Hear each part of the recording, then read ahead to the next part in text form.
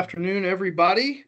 Thank you for joining us today as we kind of revisit some of these live weather meetings. I would encourage you all, if you have questions, as Brian's presenting, to type them into the question and answer part, and we'll get those answered there towards the end of the meeting. But yeah, as us here in the central part of Kansas, deal with a lot of cold weather, and really throughout our entire region, a lot of cold weather we've dealt with. Looking forward to hearing hopefully when that breaks and what's coming up for us as we head towards March and we get into April planting and some of those things. So with that, please ask questions. Please type those in. Shoot me a text or an email. Reach out to one of the crop insurance team members and we can get those questions answered for you all. And I will turn it over to Brian. All right, Scotty, I'm going to go ahead and share my desktop with you right now, and we will get underway.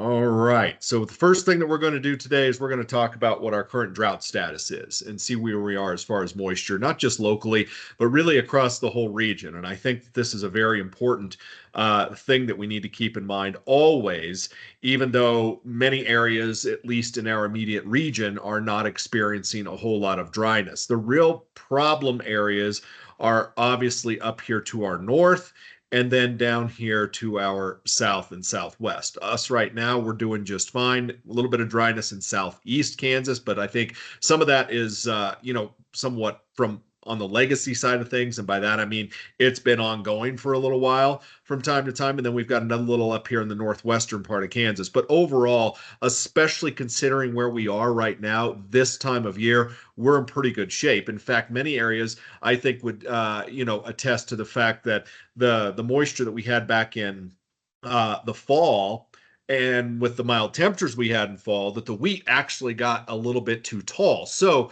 this latest round of cold weather that's come in, and significant cold weather, actually in some cases has just recently put the wheat into dormancy. And I was down in Amarillo last week, and I was getting the same sentiment from those folks down there, that really it's just been the past 2 to 3 weeks that a lot of the wheat, especially from southwest Kansas through the Panhandle region, have actually just gone dormant. So the fact that we've got a profile to work with right now, the wheat is in dormancy, I think those are good things. The thing that I am a little bit bothered by is how tall some of the wheat is, and we're going to need some spring moisture after this stuff gets out of dormancy to warm up. Otherwise, it's going to go to tapping that subsoil stuff, and it's going to run out before things actually come to fruition. So those are some things that I'm watching, certainly as we go forward, not only in terms of moisture, but also in terms of cold air. And in fact, if you look at the past 30 days in terms of precipitation anomalies, in terms of normal, obviously north central and northeast Kansas did really well with the blizzard that they saw not that long ago, a few weeks ago. We still have dryness here in the southeast part of the state, again, as I had mentioned. And then out west, again, this is just for the past 30 days, things really haven't been all that wet. It's really been along the immediate front range of Colorado and then out across northeast Kansas and then southeast Oklahoma and east Texas. Any areas farther west and southwest have been struggling somewhat. And if you remember some of the PRF stuff that we talked about back in the fall with a lot of those, monthly video sessions that we did, I mentioned that the farther east you went, you were going to be in much better shape than areas farther west. And that still looks like essentially that's what's going on. A lot of these storms will try to develop along the front range of Colorado, skip the western half of the state, and then get going the farther east you go. So let's look at the next couple of weeks, and I'm going to let this cycle through. Again, this is kind of a broad view of the northern hemisphere, but where you're seeing the blues, the greens, and the purples, that's where we have upper level low pressure, cold air, storminess. Where you're seeing the reds and the oranges, that's where we have upper level high pressure and just quieter weather. A few things that I'm going to draw your attention to as this recycles here, that I actually think are pretty important, is how the pattern kind of evolves. Now, notice we've got the big trough here. We've got another little clipper that comes through right there. And then again, another one that drops down from the north. Watch this feature right there. Okay, in that southwest part of this area, this guy, as it comes eastward, it weakens significantly and pretty much disappears. And then this area up here tries to develop. I think that that's essentially going to be a signal of what our pattern is going to look like in February, meaning the ridge of high pressure that's out here over the Gulf of Alaska is actually going to back up somewhat. And what it's going to mean for us is this trough is going to materialize in the Gulf of Alaska and up here across northwest Canada and then the northwest part of the country. And it's going to hang around for a while. And there's a lot of computer models that are suggesting the same thing. So while that cold air and snowpack build up there, farther south, I think we're actually going to get a little bit of warmer air. So after this latest bout of cold weather comes through this weekend, possibly as we head toward early next week, watch what happens to the overall pattern. We start to see a lot of milder air come in here from the Pacific, and that's going to be responsible for moderating things considerably.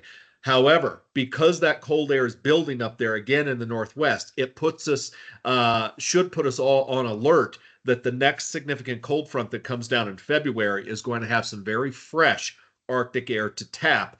And that, I think, is something that we all have to be paying attention to as we go into February and even as we head toward March, as you'll see here in just a little bit.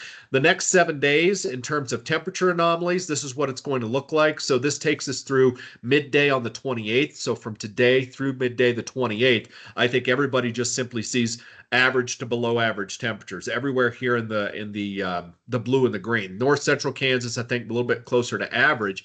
But if we go beyond that and take you in terms of precipitation, I'll take you in the temperature beyond that in just a second. But let's look at the precipitation anomalies that are being forecast through the 28th. And you see really just drier than average, kind of right through here, and about average across western Kansas. This is a very dry time of year anyway, so we really don't advertise a whole lot of moisture coming through, at least the way things look right now for the next 7 days. Again, this takes us through the 28th, so I think a lot of us are just simply going to end up dry for the next week. If we look at the temperature anomalies from the 28th through the 4th, okay, so from the 28th of January through the 4th of February, you can see a lot of warmer than average stuff coming in. And again, as I'd mentioned, that's a testament to the Pacific air that's going to be coming in from the west, that we're going to scour out this Arctic air and we're going to start to warm things up for a while. So again, not excessively warm across the state. Again, these are taking into account daytime highs and nighttime lows. So I think just above average is probably going to be the way we're going to go. And a lot of the Arctic air, at least from the 28th through the 4th, is going to be positioned elsewhere, not across Kansas or really anywhere across the center part of the country. And if we look at the precipitation anomalies that take us from the 28th through the 4th, notice where it's wetter again. Far East Texas, Mississippi River Valley, again, farther east. Most of Kansas just simply looks average, but again, it's still a very dry time of year. So even though we're seeing average moisture technically, it really doesn't mean a whole lot. Most of the moisture, I think, is going to get shoved off to our south and to our southeast, at least the way I see it right now. In terms of total liquid precipitation potential, okay, this is where your bullseye is, right here, okay? Much like what I showed you just a little bit ago with the above average stuff. Back up here across Kansas, I mean, I suppose we could get in a little bit here across the southeast. We're drier here across the northwest. I would be surprised if any of these actual amounts that you see right there are materialized. Keep in mind, this is over a 2-week period. This is over several different members of the model. So we're taking the real high stuff and the real low stuff and we're averaging it out. I think most of the state is probably going to end up just simply mostly dry over the next couple of weeks or so, with maybe the exception across the far southeast. Obviously, this time of year, that's always subject to change if we get something come in that the models don't see right now. But for right now, I think the tip is going to be toward drier than average. Let's look at the La Nina status and see where we are currently. We are still kicking out here along the equator in the central Pacific Ocean. So that really hasn't changed a great deal. A couple of things that have changed. We've started to warm things up here right off the west coast of South America.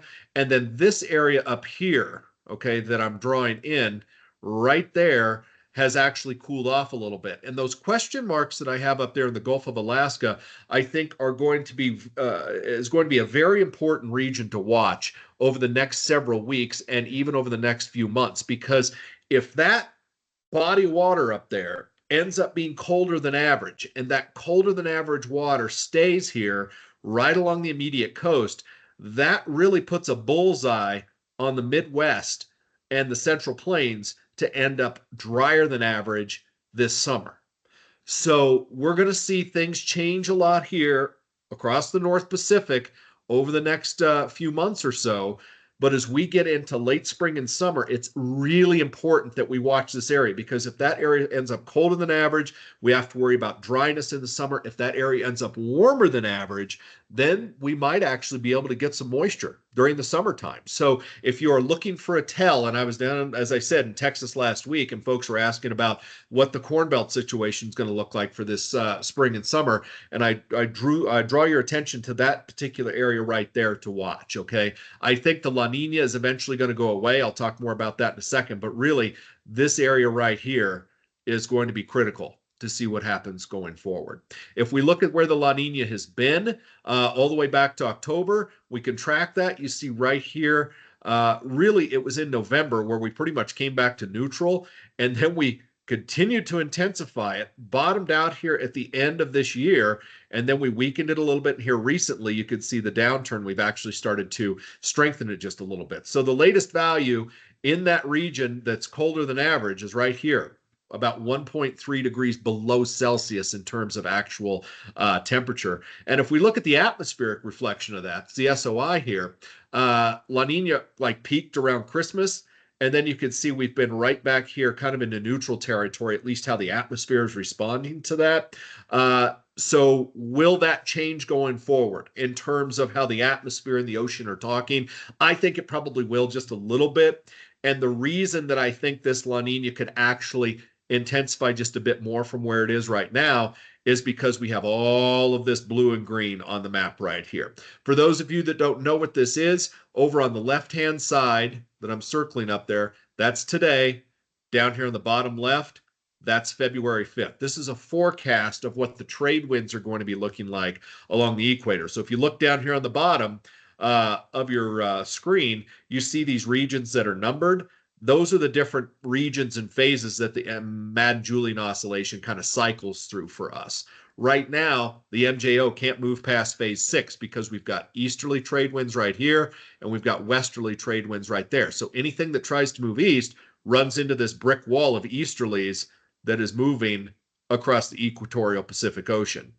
So what we need in terms of a pattern change for better moisture producing storms to come in, we need these easterly trade winds to weaken or go away. Once that happens, we will see westerly wind bursts actually come out of the Indian Ocean and across Indonesia and move across the Pacific. I know that's a lot to digest, but if you are looking for one single oscillation or component of the long-range forecast that is super important, not only this time of year, but at all times during the year, it is the MJO, the Madden-Julian oscillation.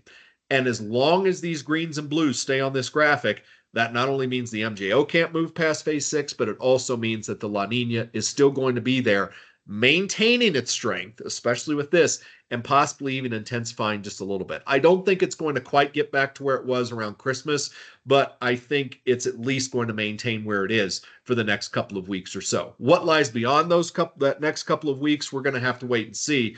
But I would imagine, especially by later in February, this La Nina episode should start to see itself out. We're going to have to keep an eye on it. And our computer model information kind of shows the same story. This is where we are right now.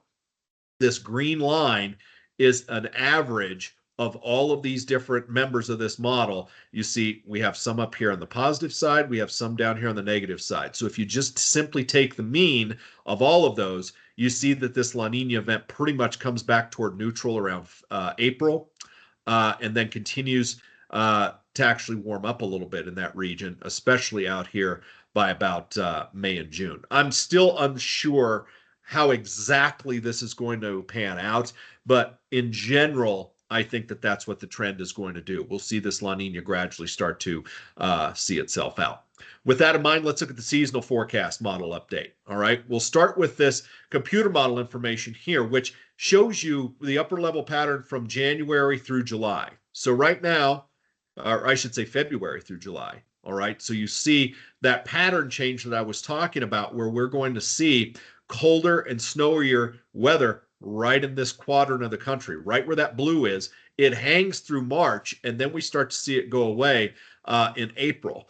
But the thing is that this area here actually is going to be a breeding ground for the cold air that we see late this winter and into spring.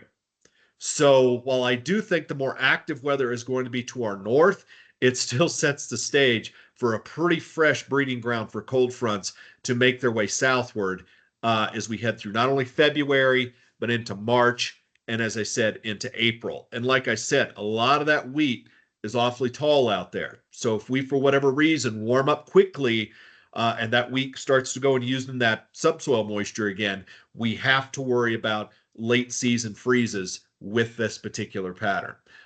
It's very similar to what the pattern was in February of 21, when we saw a February cold front blast its way southward, even all the way to the Gulf Coast. It gave big problems in Texas and all across the southern plains. I'm not saying that it's going to be to that magnitude. I'm just simply saying when I see a signal like that, we have to be on guard for those late season significant freezes. Okay. In terms of precipitation, this is forecast for February. So wherever you're seeing the greens and the blues, that's where we're wetter than average by the model. Where you're seeing the browns and the reds, that's where it's drier than average. And you still see the activity is in here in eastern Kansas and eastward, and also up here across the northern tier. We are looking drier than average everywhere down here to the south and also to the southwest. So this would still be very similar to the pattern we're seeing, where things are more active to our northwest and also the farther east you go. Again, that is for February.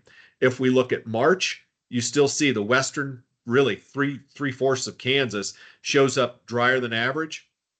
Farther east you get, really east of that line, that's where you're wetter than average, and then also in the Pacific Northwest. Again, this is for March. So farther west and southwest, drier. Farther east and northeast, wetter.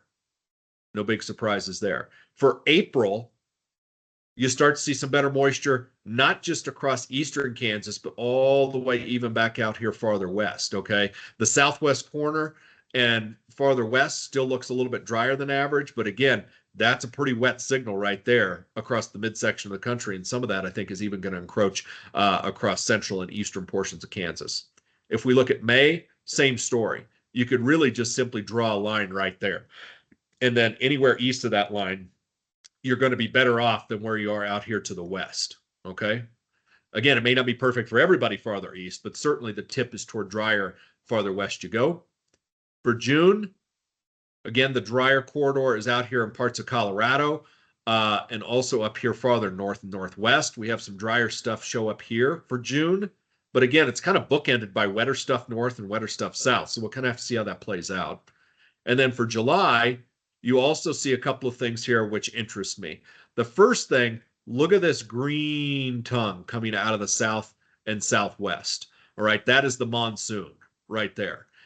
For the past 2 years, at this time of year, I haven't seen a signal like this for the monsoon materialize. In fact, it was the exact opposite. The European model was actually, for the past 2 years, was forecasting a diminished monsoon.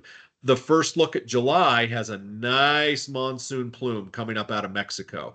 And that at least puts moisture in proximity to develop some better rainmaking prospects here across the midsection of the country. Is that going to be something that is going to happen or not? Well, we're talking about July and it's January. So we've got months in advance here to watch this, but this is at least a little bit of encouraging news to see that monsoon tap take place, because it brings the moisture up from the south and southwest. Again, the devil will be in the details on how this plays out, but it's something that I'm at least encouraged by. Let's look at the NMME model. For February, actually, really, this model is very similar to what I just showed you with the European model. So for February, again, your bullseyes are farther north and east, and you've got dryness here in the south and southwest. So pretty similar to what I just showed you for February. If we look at March, same story. Still got your bullseyes here, okay? Most of east and northeast Kansas shows up in the white or just average. And then the farther southwest you go, that's where you have to worry about seeing some dryness, especially from southwest Kansas back through New Mexico and Arizona. April, a little bit of dryness here showing up, but nothing crazy. The stout dry signal is farther south and southwest, but you still see a remnant of that pattern. Okay, the areas that were wetter kind of stay that way. And I think that that's kind of like your jet stream comes in like this, okay? And anywhere southwest of there gets kind of shut out, or at least doesn't have as good odds farther east. Okay, May, white east, okay, average, a little bit drier than average farther west. But I want you to watch this corridor right here, okay? That's where the real stout dryness is located, because that really starts to max itself out and move it north in June.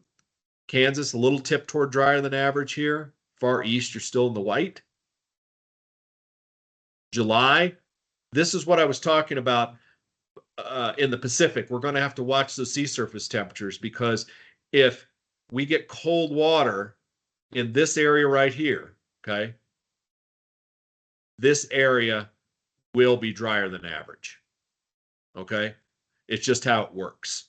So the NMME model does show a little bit of that in July, something we're going to have to watch out for. And in August, it doesn't keep that dryness farther southwest as much, but look at the dryness in the Canadian prairies, the northern plains, and down here into the western corn belt. This type of pattern, again, would indicate to me that this is colder than average here, if this sets up. Long ways out there, one of the things that I'm watching. The IRI multi-model is going to show something very similarly too. Wetter northwest, wetter east, and look at where your stout dry signal is located, especially bullseyeing down here across New Mexico, eastern Arizona, down into Mexico and far southwest Texas. This is for Feb, March, April. March, April, May, same story. Drier the farther west and southwest you go. The farther east you go, you're in better shape. That obviously includes the eastern half of Kansas too. May, June, July, you see some of that dryness encroaching a little bit farther to the east. Okay. One more time, probably because the model is suggesting colder water right up here. That would be what that would signify. If we look at the Climate Prediction Center, Feb, March, and April, drier southwest, wetter east, and to the northwest. Okay. Temperature-wise, cold. Okay. Like I said, these areas up here are going to be really close to that real cold pattern that's going to evolve across Western Canada. And what you see here is a tendency, I think, for the jet stream to come in something like this, okay?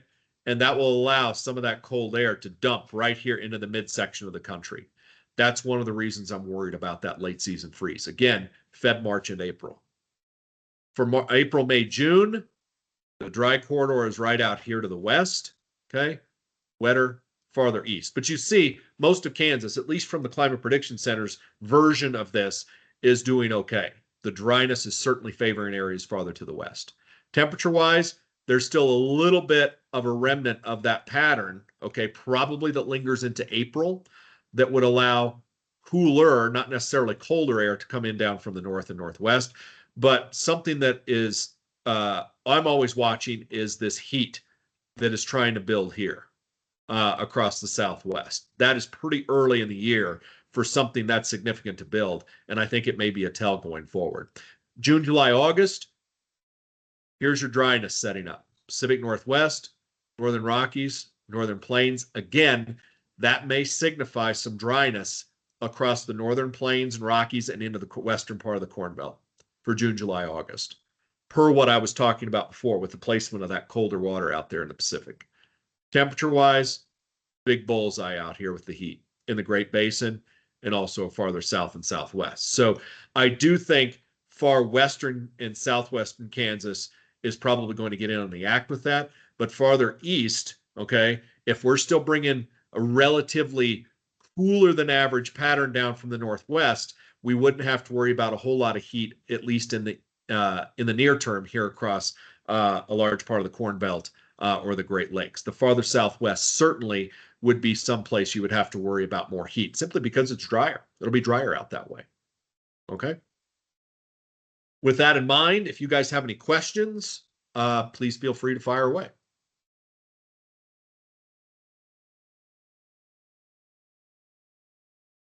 Yeah, Brian, one of the questions that came in was with most of Kansas having better soil, more moisture profile, does that set us up for a more active spring as far as thunderstorms and hail?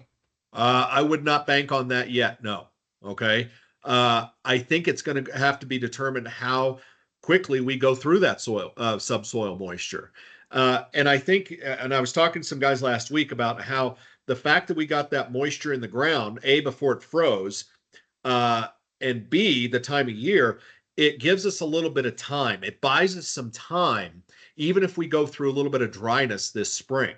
Okay. So I think it's going to be real important to see how things evolve, especially in March and April, how fast the wind kicks up, if we end up getting any additional storms out of this deal.